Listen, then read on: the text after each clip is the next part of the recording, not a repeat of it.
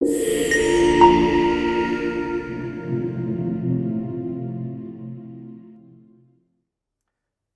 and welcome to Edison TV.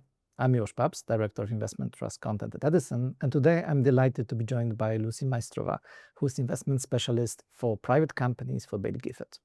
We are here to discuss the Schiehallion Fund, which seeks to generate capital growth from long-term minority investments in later stage private companies, which it believes to have transformational growth potential and the potential for a public listing.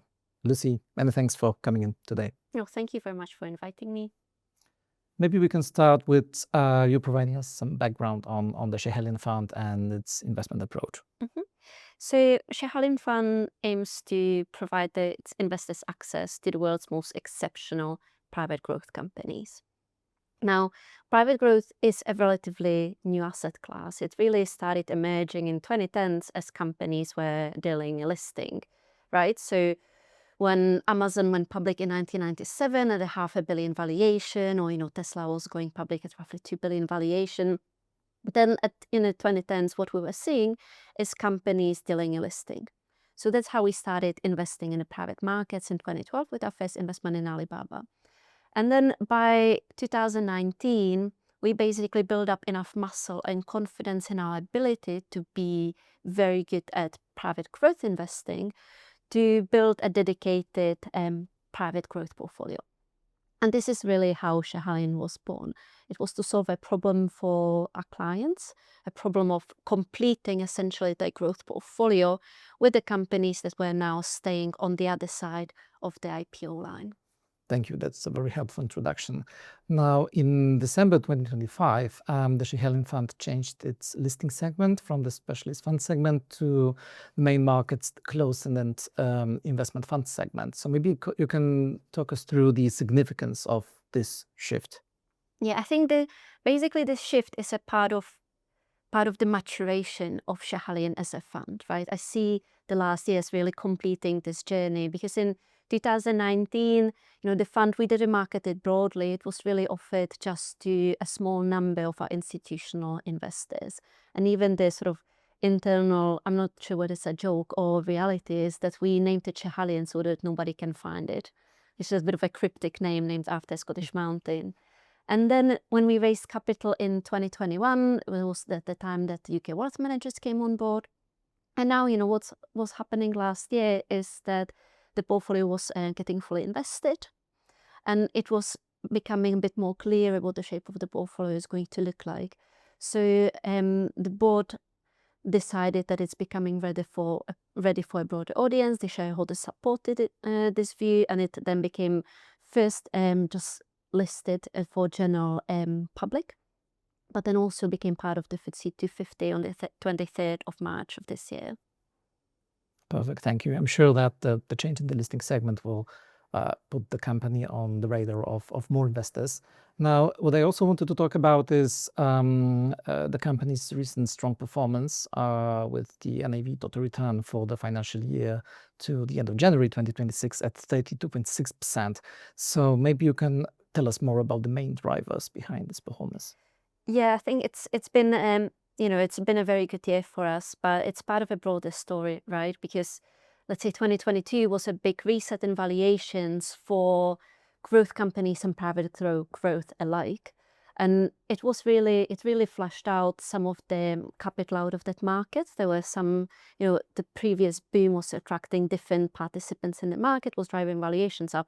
So this has really flushed it out. But, unfortunately, this is also reflected in the performance for the fund during that time.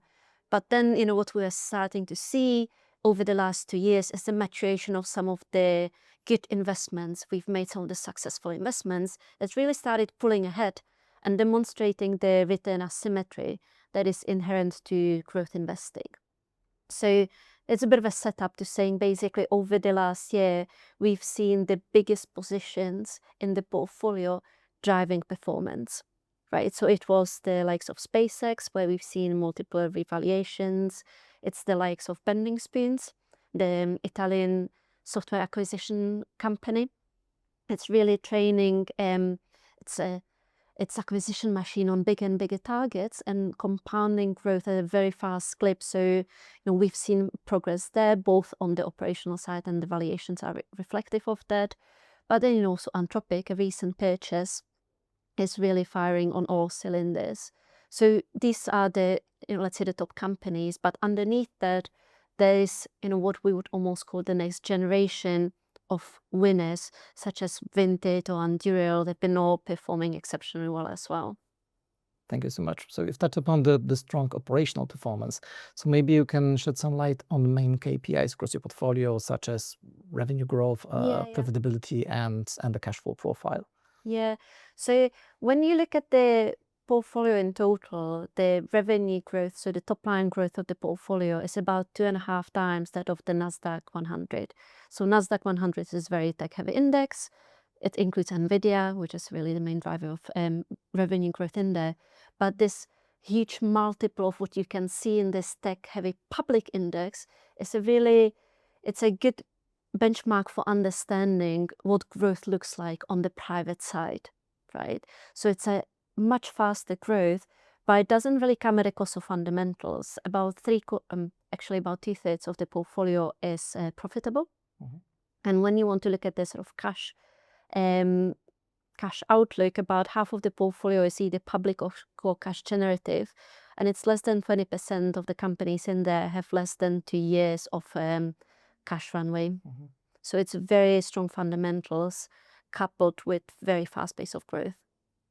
Excellent, thank you. And to be also helpful to understand the Schiehallion Fund's approach to its companies, which after they IPO'd, right? And also the recycling of proceeds from listed companies into new private opportunities, which I think our listeners would be interested in, especially in the context of the upcoming SpaceX IPO. Yeah, absolutely understand that. So what Schiehallion is really set up to do is to invest in companies we believe have the transformative potential for multiple X of growth, so they can become multiples, of their current size. And this we see is happening in the private markets, but one day the time comes that they will list publicly, and then we will use the public part of the portfolio as a sourcing pot for our new investments in the new generation of private growth companies. And this is something we've been doing from the start. So we've already seen 12 IPOs in the portfolio, 3 companies were acquired, but we've also been using the emerging secondary market on the private side to trim some positions or liquidate positions that we were not happy with. So in this way, we have already reinvested close to $400 million back into the portfolio. And now that the fund is fully invested, we'll just be seeing much more of that, right? Because the cash balance is very low, the public proportion sits at around 10%.